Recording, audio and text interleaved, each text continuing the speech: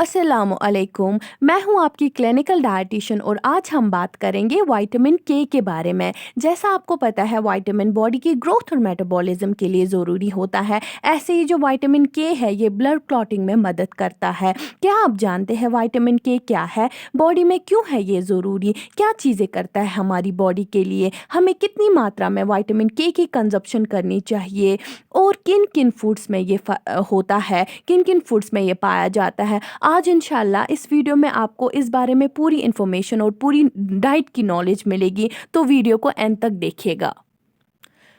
आपको पता ही है जो विटामिन के है ये एक और फैट सॉल्युबल विटामिन है। हमने पिछले वीडियोस में देखा है बहुत सारे विटामिन्स के बारे में जिसमें ए डी ई। आज हम बात करेंगे विटामिन के बारे में। जो विटामिन के है इसके दो टाइप्स होते हैं mainly, that is the K1 and K2। K1 को फाइलोक्विनोन नाम से जाना जाता है एंड K2 को मेनाक्विनोन नाम से जाना जाता है। जो फाइलोक्विनोन है ये प्लांट बेस्ड फूड्स में पाया जाता है। जो भी हरी सब्जियों की चीज़ें होती है, जो भी हरी सब्जियां होती हैं उनमें पाया जाता है, जिसमें स्पिनच आती है, केल आता है या कैबेज आता है, कॉलीफ्लावर आता है या ब्रोकली आती है। जो मेनाक्विनोन है ये खाली एनिमल बेस्ड प्रोडक्ट्स में पाया जाता है, मीट, चिकन, चीज़, फर्मेंटेड फूड्स में ये पाया जाता है। ये हमारा एक बैक्टीरिया प्रेजेंट होता है हमारे गट में जो इसको प्रोड्यूस करता है। इसकी एक और सिंथेटिक फॉर्म भी है जिसको मेनाडोन के नाम से जाना जाता है। ये सप्लीमेंट के तौर पे लिया जाता है जिसमें K3, K4 और K5 जैसे विटामिन के सिंथेटिक प्रोडक्ट्स होते हैं। इसकी क्या क्या सोर्सेज है, अगर सोर्सेज की बात की जाए तो इसके जो सोर्सेज है वो दो किस्म के होते हैं। एक तो प्लांट फूड्स होते हैं, दूसरा एनिमल फूड्स होते हैं। इसके जो प्लांट फूड्स होते हैं जहाँ से हमें K1 मिलता है वो है cabbage, cauliflower, broccoli, lettuce and soybean, olive oil and cereals. यहाँ से हम लोग प्लांट K1 विटामिन ले सकते हैं। K2 जो विटामिन है जो एनिमल फूड्स में मिलता है वो हम लोग एग योक, मिल्क, चीज़, ऑर्गन मीट्स में जैसे लिवर है, जैसे किडनी है, यहाँ से हासिल कर सकते हैं।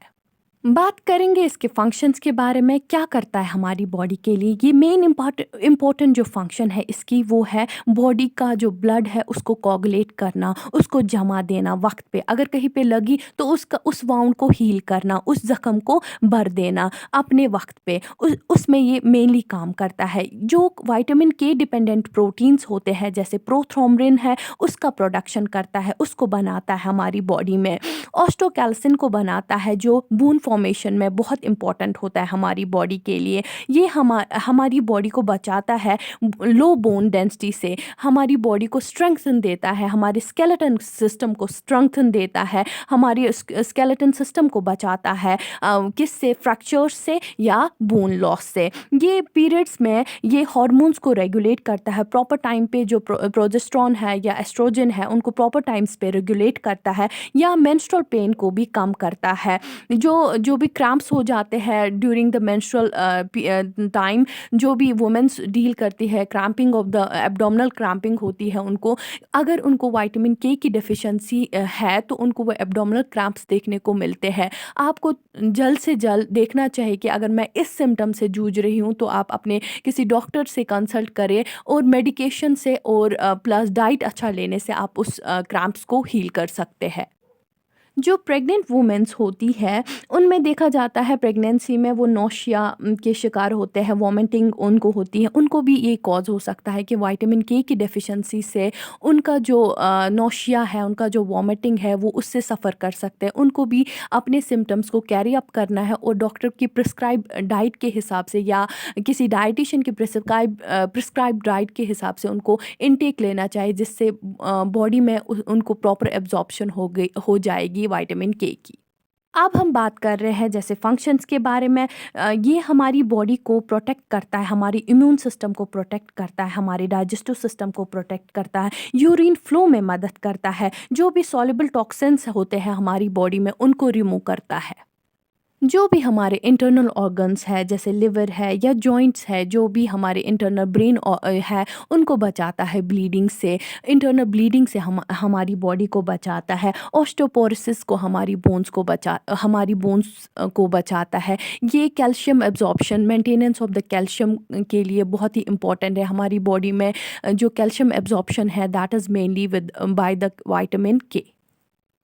ये हमारी बॉडी को बचाता है कोलन कैंसर से, नेज़ल कैंसर से या ओरल कैंसर से, इतनी बड़ी-बड़ी कैंसर चीज़ों से बचाता है। हमारे टीथ्स को स्ट्रेंथन करता है, हमारे जो टीथ्स होते हैं, जो ओरल कैविटी हमारी होती है, उनको बहुत ही स्ट्रेंथन करता है, क्योंकि बोन को ऑलरेडी ये स्ट्रेंथन करता है, दैट मीन्स जो भी कैल्शियम वाली चीज़ें हैं, उनको हमारे बॉडी में बहुत ही स्ट्रेंथन देता है, हमारी बॉडी को बहुत ही इम्प्रूवमेंट कराता है उस हिसाब से। बड़ों में तो चलो इनकी सिंथेसिस हो ही जाती है, लेकिन जो छोटे बच्चे होते हैं उनके at the time of the birth उनमें जो ये डेफिशिएंसी है मेनली ज़्यादा पाई जाती है। क्यों?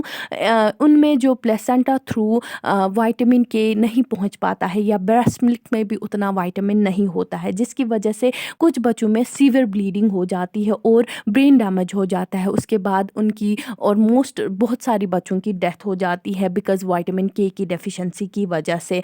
कुछ लोग एंटीबायोटिक्स